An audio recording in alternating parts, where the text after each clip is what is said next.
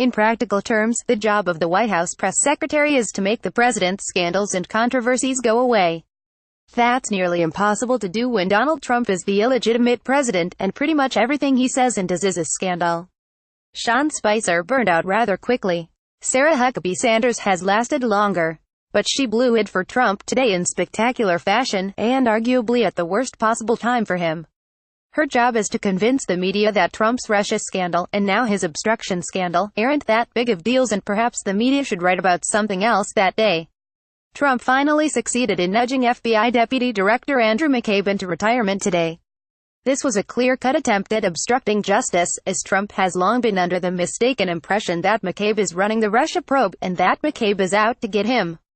Huckabee Sanders faced the difficult task today of trying to somehow convince the media that Trump's ouster of McCabe was somehow not about the Russia investigation, and therefore not obstruction of justice. She could have tried floating anything, really. She could have pointed to real or supposed mistakes that McCabe made on the job years ago. She could have claimed he had body odor. Anything, whether it was legitimate or not, so long as it muddied the waters when it came to the fact that this was about the Russia probe. Instead, she screwed up, and did the opposite.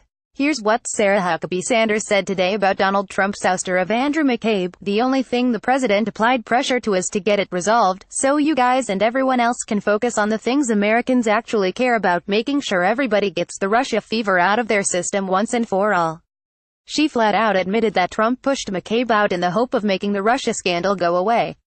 She confessed that Trump committed felony obstruction of justice. Moreover, she confessed that she's a part of his conspiracy to obstruct justice. Oops. Keep up to date with the latest Palmer Report articles via email. Get the latest content first. Email address update preferences. New articles are added daily. Subscribe now. We respect your privacy.